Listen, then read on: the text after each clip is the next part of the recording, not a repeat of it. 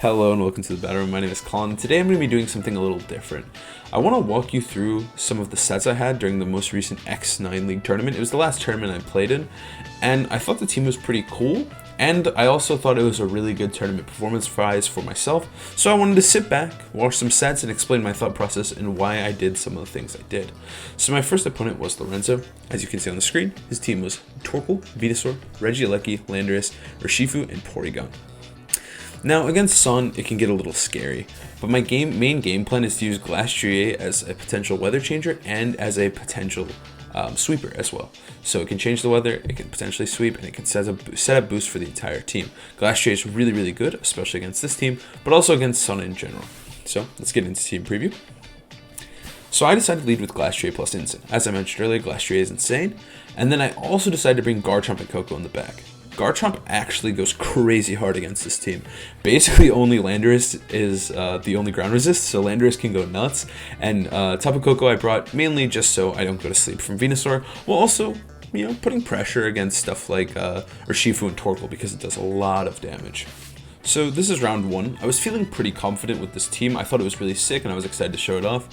And I felt pretty good about this matchup. So we lead, like I mentioned earlier, Instant and Glastrier into Urshifu and Regieleki.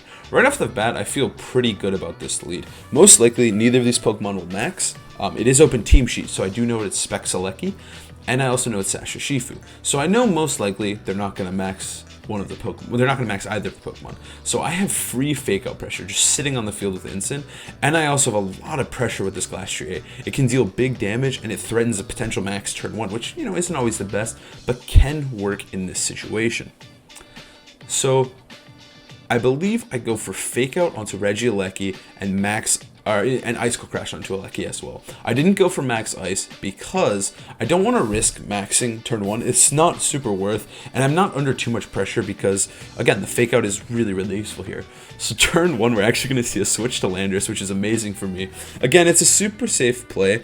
I'm pretty sure Icicle Crash kills with the Fake Out damage, and so I'm threatening the KO on Aleki, but they switch to Landorus. Now this is huge. The Urshifu does not protect, which is actually pretty important because it means it's firing off a free close combat. But again, it is intimidated, so it does just a little over half to Glastrier. But this is really, really good for me. I'm putting tons of pressure on this Landorus. I mean, if I hit this move, I get a KO. And I do, in fact, hit the move. So this is GG. Turn 1 GG. Because, now you're probably saying, Colin, why are you so cocky? How are you so confident to turn 1 GG? The reason is I have Garchomp. And I mentioned in team preview, the only ground resist on the entire team is Garchomp. So at this point in the game, I'm sitting pretty. Aleki can't touch me. It's Specs with all electric moves. Urshifu is whatever.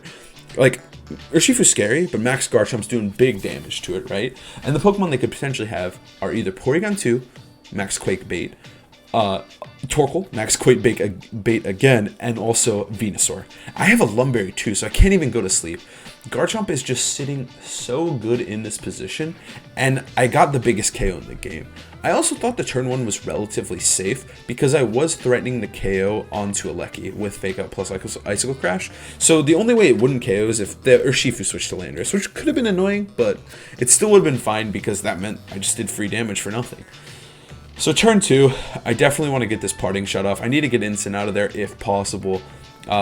It's done its job, but again, I'm feeling really confident just because I do have Garchomp in the back. I also go for close combat because why not, If I do get to hit Urshifu here, it's going to knock it down to its Sash and deal big damage. Most likely, they're just going to have to pick up the KO onto my Glastrier. So we see the Volt Switch, which, is totally fine. I'm still in a great position. And we're going to see it go into Torkoal here. Now, these 4 were relatively weird.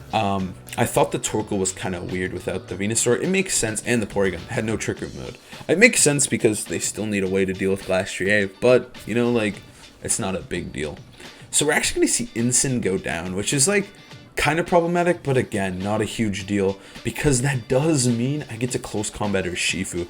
Now, the only Pokemon on their entire team left that can hurt Garchomp is Urshifu, and it's knocked down to Sash. So that means I am able to freely Max Quake to my heart's content and just chill. The only way it could go wrong is a potential burn from our friend Torkoal, but you'll notice I have a Lumberry. So even the threat of the burn is not even scaring me. Also, all their max candidates are completely gone. Landorus was the only good max. Urshifu and Alecki are very situational at best, and Torkoal sucks. So, like, they're in a really bad spot, and they're kind of forced to max Torkoal in this situation because they literally won't be able to max anything else. Like, what, you want to max Alecki into Garchomp? Yeah, right. So Garchomp is going to go for Max Quake on Urshifu. Again, super 100% safe play because we're KOing Urshifu or KOing Alecki. And then, you know, we just get a high horsepower off. The glass is living way longer than it should be. So the max animation comes through. It's going to take about 2 years. So there's that. But again, this situation was over on turn 1 just because I knew Garchomp was in amazing win condition. I think this game really showcases, like, when you know your win conditions, it can really set you up for success. I knew right away from team preview that the team was very weak to Garchomp, so I knew, like, hey, if I do get this, like, once Landorus went down, I knew it was GG, and I just knew I needed to wait and play safe. I didn't need to switch, I didn't need to do anything crazy because Garchomp just needs to be at full HP, let it max, and let it sweep.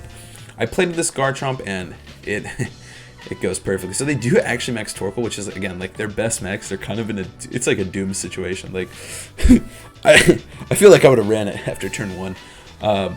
But, you know, you play it out. You hope, you see what you can get. Maybe I mess up, but I'm not going to mess up here. I get the special defense boost, which, you know, is nice. Glass is also living way longer than it probably should have.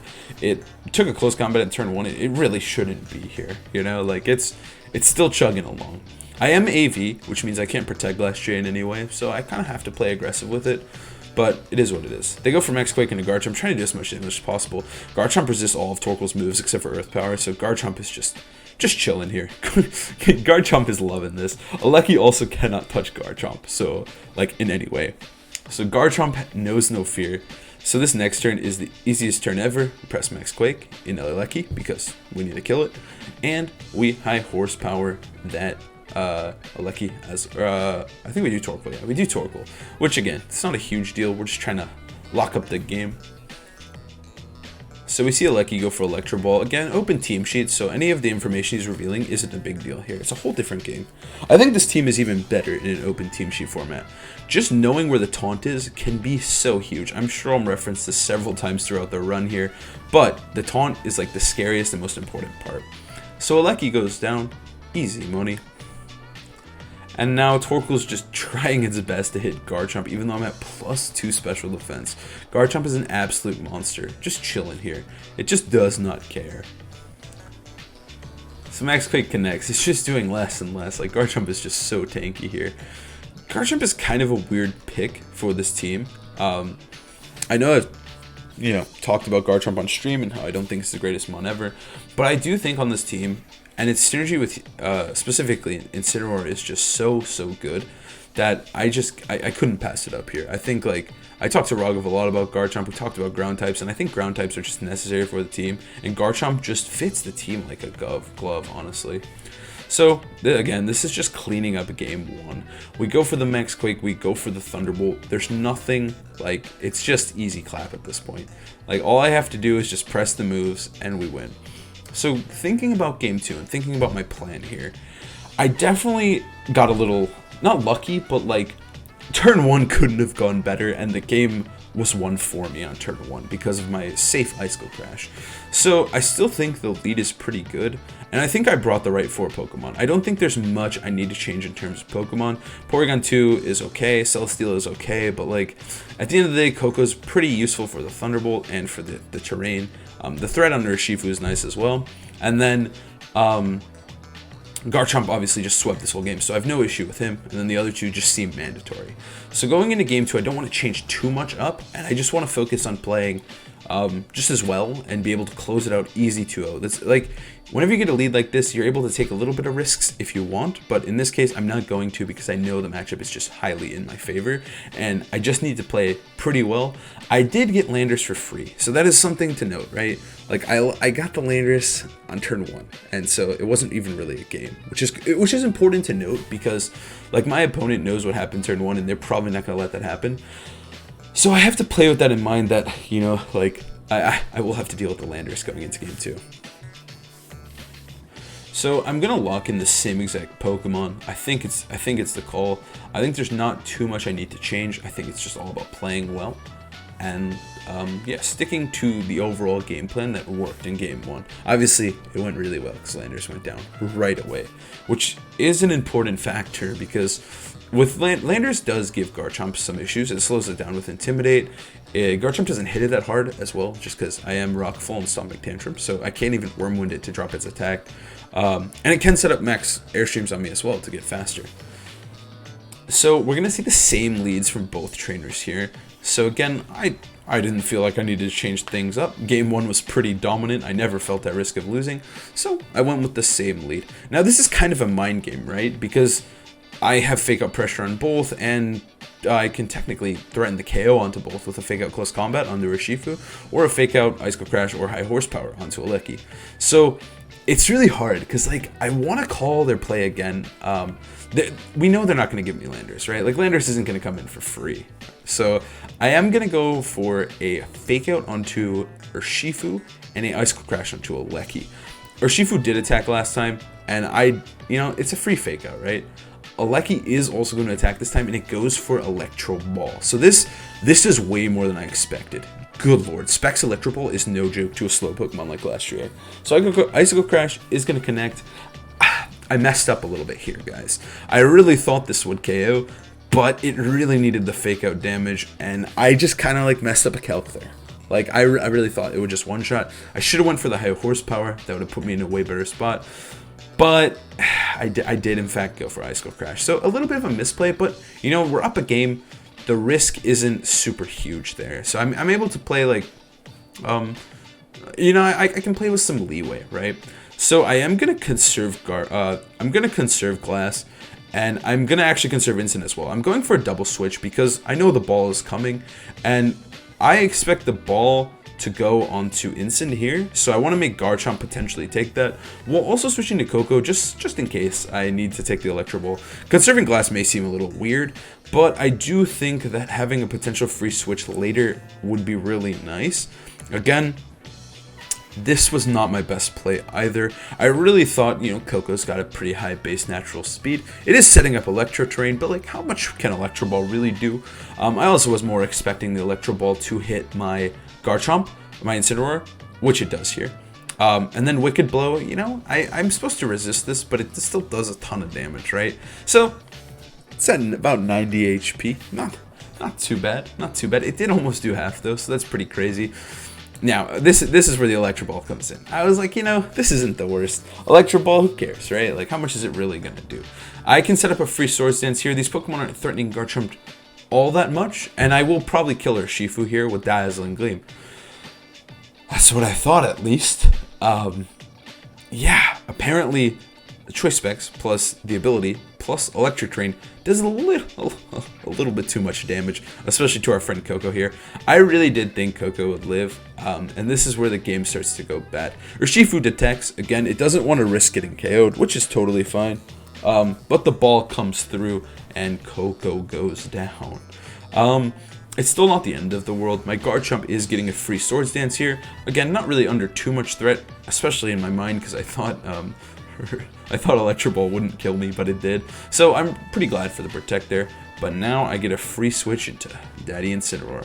Incineroar puts on a lot of pressure here, and also it gives me a free potential KO onto Aleki, while also intimidating the Urshifu once again. So intimidating Urshifu, not the most useful, but it still helps. We're putting on Fake Out pressure at this point. So the position of the game is not horrible for me. It allows me, I do have a +2 Garchomp. I did lose a Pokemon, but their Aleki is potentially in range to die to Fake Out. So it's not the end of the world here. So I am going to go for Fake Out onto Aleki to pick up the KO, mainly. And also, it's going to pick up the KO, I'm pretty sure. And then I'm going to go to Max Quake onto Urshifu. I want to threaten the KO, and I want to do as much damage as possible here. So, Garchomp is going to max. This turn is pretty safe for me. I'm not playing too crazy. I did think about potentially not Max Quaking. I was really, really afraid of Landorus coming in, because conserving Urshifu, while important, it also could potentially dodge a Max Quake. So I did not...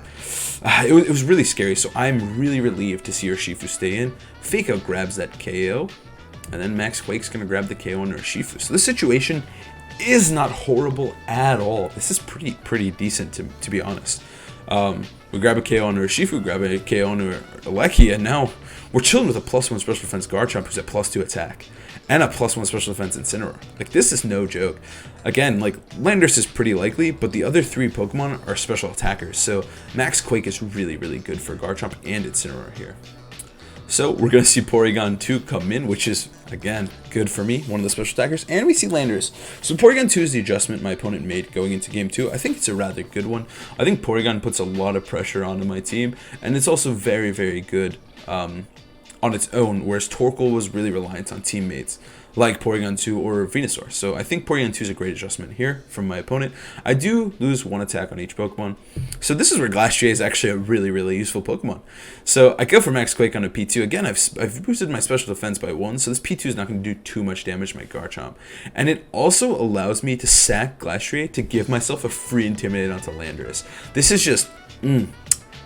icing on the cake, baby. This is looking so good for me. We're putting, and again, I'm just max quaking Porygon. Like, it's not some super high level play here. We're just bulking up and doing big damage. We will be at +1 attack for the remainder of the game with Garchomp, which is really, really good. The max quake boosts aren't super useful outside of the Porygon, like damage reduction.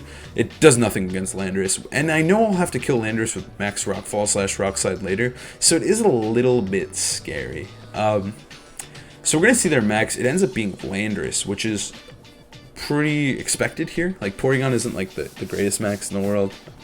Landorus is definitely way better. You want to potentially get Airstreams and Quakes. Also, you want to be able to kill Incineroar, so you don't want to have to Earthquake yourself. Because Landorus does not have access to moves like Stomach Tantrum like our boy Garchomp does. So, I will go for this Max Quake. This Max Quake, honestly, really, really impressed me. It ends up doing a little over half. Look, it does like 75%, a little over half. Oh my god, I'm so off. It does a ton of damage. Garchomp ain't playing around. So that's a huge, huge buff for my Garchomp, which is, this is amazing, right? Like, we're going to be able to kill Porygon if it doesn't press recover. And we just throw Glastrier into the fire. Who cares at this point? It had 38 HP. It ain't killing Landorus. It's going to die to a strong breeze, you know? So we end up sacking a Pokemon. They're getting special defense, which doesn't help them at all. I have 2 physical attackers. And also, we're going to get a KO onto Porygon here because it went for Ice Beam. So it doesn't do it barely any damage. But this is looking pretty decent for me. So we send in Incineroar, get that Intimidate. Now Landorus is at -1 for the rest of the game. Garchomp is at +1. You're like, Colin, how could this go wrong? And I'm here to tell you, it does. Intimidate is great here. So this is a really good situation. Part of the flaw in my next turn, so Parting Shot, I want to lower Landorus' attack again because it's pretty scary and I need Garchomp to win the 1v1. So my calc was a little off. I expected Incineroar to live Earthquake, and I think, you know, I'll be posting a team review later. I think this is one thing to change. It doesn't live Landorus' Earthquake here, Max Quake, sorry, at -1, which it definitely should if possible, because I think it is really important in these kind of matchups. So we grab the KO on a P2, but then this Max Quake sadly gets the KO. If Incineroar was able to soak up another turn of Max, this would have been icing on the cake. But sadly, Incin goes down to the Max Quake. So now it's Garchomp versus Landorus, and they have an extra turn of Max. So this is not good for our boy Garchomp, because what it does mean, there was one win con I was seeing, but I knew right away that they were going to see right through my win con. My potential win con is Rock Slide, but all they have to do on this next turn is press Max Airstream, which they of course have. I'm forced to protect because I can't take a Max Quake even at -1 or a Max Airstream. That's gonna hurt. So I have to protect, and it's a little grim for a boy Garchomp here. So they go for the Max Airstream. I can't even flinch the Landorus anymore, and Garchomp just takes way too much that even a single target Rock Slide is just gonna do too much, and it's an easy 2 KO for Earthquake. So Garchomp is looking a little grim. I potentially have a Rock Slide crit. That's one of my ways out, but like outside of that, as long as no luck happens, like Landorus is way too healthy. So I try for the Rock Slide. They also have Earthquake here, which is just 100% accurate. There's no even dodge chance. Garchomp is just straight up pinned. Garchomp is sweating here. So here comes the Earthquake. Garchomp can't do anything. It does way too much damage, honestly. Even though we intimidated them, it just doesn't matter. Landorus is just 147 base attack. It's a little bit too much for Garchomp. So Rock Slide, I don't even think a crit would have won. I ended up just kind of getting outstatted by Landorus. this game, learning from this one, I thought it was played pretty well, but Incin dying was really, really crucial. Also, Coco dying was really crucial as well. I didn't expect either of those to die, and I think that was where some inexperience with the team came in to bite me.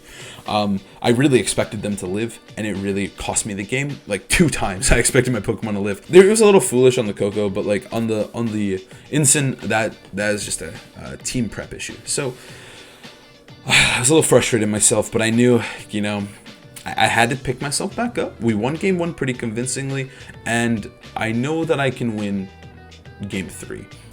So going into game 3 here, I decided to change it up a little bit. Although Coco does struggle without Dynamax, I do think it could be a good lead here, as it puts a lot of pressure onto Urshifu, and with the help of Incineroar, the fake out pressure helps it put pressure on Alecki as well. So I go with Incin Coco, which also lets me dynamically change the state of the board with Volt Switch. So I really like this lead, as I can also switch into Garchomp.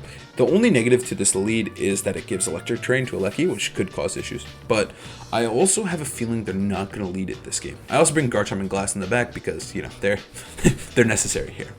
My mental's not broken after that game too. I'm still pretty confident I can win this. I think I just need to make a few adjustments so I don't get messed up by Landorus in the late game. So they actually just change it up completely. I didn't expect Urshifu Alecki again, but I did not expect Porygon. This is crazy lead, honestly. So the Surge is set up, the Intimidate drops, the Download, the Drought, everything's popping off here. We got 4 abilities going down, but the situation is amazing for me. I have potentially a free fake out on either of these Pokemon. Again, they're not likely to max. Porygon could totally max, and we saw Torkoal max in game 1, but like the likelihood of these Pokemon maxing is almost 0. I don't expect any maxes here. So I'm feeling somewhat confident for going into fake out. I want to Volt Switch here, obviously. I just want to reset the board, go into potentially Garchomp for free. If they were to switch out Torkoal, I could go into Glass if I needed to, but it's a pretty free Volt Switch, and I have to fake out Porygon. I don't want TR going up. That just wouldn't be very cash money for my Incineroar. Or my whole team, I should say. Torkoal's slower than everything. So I don't want TR to go up. So the fake out play is relatively safe, and the Volt Switch play is pretty safe as well. The worst case scenario here would be like, I don't know, max Porygon, but then that wouldn't even be that bad because I'd be able to parting shot it and just play like a really slow stall out of their max, and I wouldn't feel horrible about myself. So we're going to see Porygon actually get withdrawn into Landorus, which is actually pretty good for me because now I'm able to bring in potentially Garchomp or Glastrier into Landorus without being intimidated, which is a big deal. The only issue is obviously I'm Volt Switching off of a Torkoal, which means that it could just go for Heat Wave or like Eruption, who knows. I don't want to let Glass take that, so obviously I kind of got to go into Garchomp. The damage on the Torkoal is really good there from Coco. Coco doesn't mess around when they aren't Dynamax, so I'm kind of forced to go into Garchomp, which isn't the end of the world. I'm still pretty happy with this. What this does mean, though, is that Garchomp is unintimidated, and their Landorus is in, so I know their only ground resist is right there. They actually do go for Earth Power, so I could have went to Glastrier, but obviously we don't take those risks. It's not worth it at all. So this means their only ground resist in the entire game is out on the field, so stopping Tantrum is just completely free. I do end up going into Coco here because I have no switch in for this Landorus. Like, if it goes for Max Quake, I'm losing a whole mon here. But what that does mean is that they potentially are maxing their Landorus, and if I bring in Glass and max Glastrier, they're stuck. They can't hang with Glastrier because Landorus is 4 times weak to ice. So switching into Coco sucks. But I also know they have no ground resist. Their entire team has no ground resist. So if they're gonna Earthquake, they have to Earthquake and protect Torkoal. So like it's clunky. Their team's a little clunky. And it's working in my favor here. So I do switch into Coco because I kind of had to. I don't want Incin to die again to Max Quake. And I certainly do not want my friend Glastrier taking any damage before it comes in.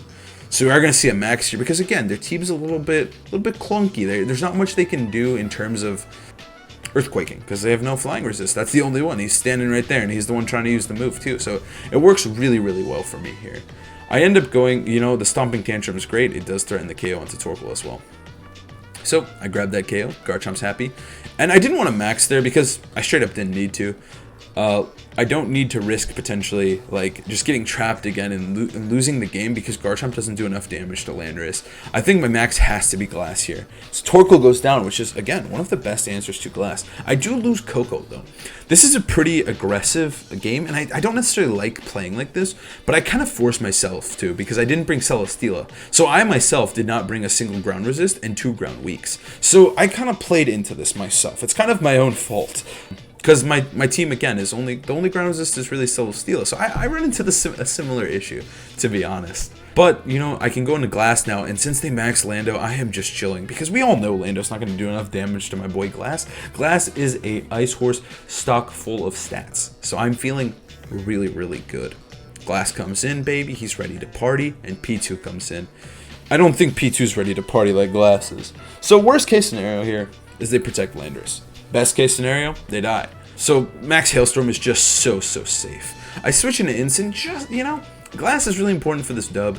And also, keeping Garchomp alive is pretty important because I may need to deal with a potential Lecky situation in the back. So I switch out Garchomp. It's a double bonus, right? Intimidate Landorus and also conserve my Garchomp for potentially later. It's a win-win. And, you know, like Glass is a giant meatball of stats, but it also, you know, I'd rather keep it as healthy as possible, especially with that electric terrain I see sparking around. I know that Lecky is still a little bit scary, especially if P2 were like somehow KO Garchomp. So like, I can't protect Glass either. So there's a lot of things that like I have to be thinking about during the battle just in case I get checkmated by something in the back, because we have no idea what it is at this point. So Glass getting huge, ready to party. Again, they can protect Landorus, but it's not a big deal. They're on a ticking timer, or max guard. But they're on a ticking timer. I will eventually be able to get this Max Hailstorm off if they don't switch. So they go for Rockfall in the Glass, trying to do as much as they can. It literally does nothing. Glass too good, baby. And Intimidate. So they change the weather, but that's not going to last, buddy. And they do go for a Tri-Attack. So they did predict a switch of some sorts. And it does an insane amount of damage, honestly. Special attack boosts are nuts on Porygon. But we eat our Citrus Berry, and we are off to the races, grabbing this KO onto Landorus.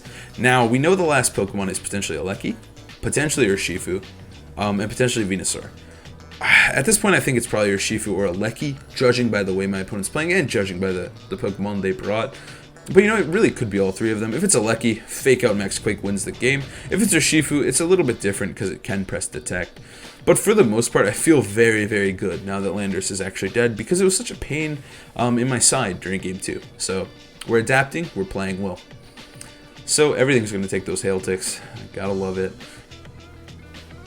So Urshifu comes in. Now this is pretty good for me because I'm potentially threatening Fake Out, which means I can Fake Out Urshifu, or I can play on the assumption that they fear Fake Out.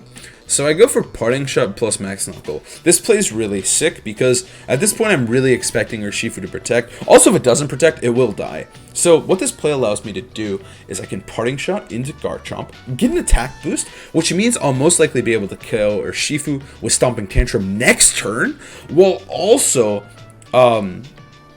if they do Ice Beam, let's say they read me, right? They Ice Beam me. They kill my Garchomp. I'm like, oh no, they killed my Garchomp. They read me. Then I'm still threatening Fake Out on the next turn.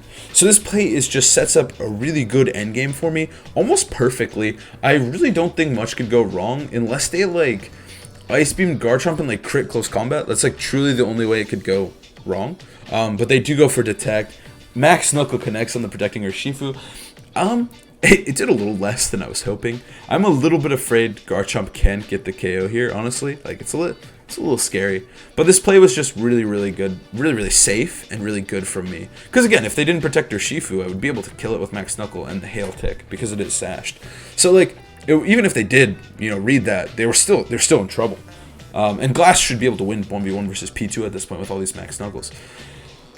The play is pretty safe here. As long as they don't get the double protect, I will get the KO with Stomping Tantrum. But they do get the double protect, so that was kind of a misplay for me. I probably should have just Max Knuckled it out. But I do in fact go for Max Quake, you know, which really wasn't the best play. Just cause like it really doesn't matter, but like Max Knuckle might have came close to killing Urshifu there, which would have been a little bit better. But, you know, they got the double. But they did go for Tri-Attack, so I was kind of bailed out for a potential misplay there. I do also have Instant in the bag, so it's, like, not a big deal. I'm just trying to figure out the cleanest way to end this game at this point, you know? Like, it's so in my favor. This Glastrier is huge, you know? Now Glastrier is going to get small, which is unfortunate, but Garchomp is still faster than Urshifu, and they didn't go for Ice Beam at all. So Garchomp is still faster, still ready to go, still threatening the KO. Urshifu is completely pinned here. And, you know, I just have to go for close combat on P2. A potential play here is obviously just Sucker Punch, Tri-Attack to potentially kill me, but even then, I'll be able to fake out Swords Dance to victory. They don't even try it, they just try to go for Wicked Blow in case I mess up or something. And then they go for Tri-Attack into the Horsey, and the Horsey just doesn't care. It would live Sucker Punch anyways, so it wasn't a big deal. So close combat connects, and we pick up the KO, winning the set, and starting out 1-0 in the tournament. This battle was pretty close, through and through, but I felt like in Game 1 and Game 2, I had mostly control of the entire game, and I just felt confident throughout the set. It was the first round of the tournament, so there's still a lot more to come. I hope you guys enjoyed the video today. Please leave a like and comment. Tell me if you like this style of review. I've never done it before on YouTube. And yeah, I'm just curious in your thoughts on this. If you liked the video, please like that. I'm trying to grow as much as possible. I got 200 subs. Please, please. I need all the likes. But thank you guys so much for watching. And I hope you have an amazing day.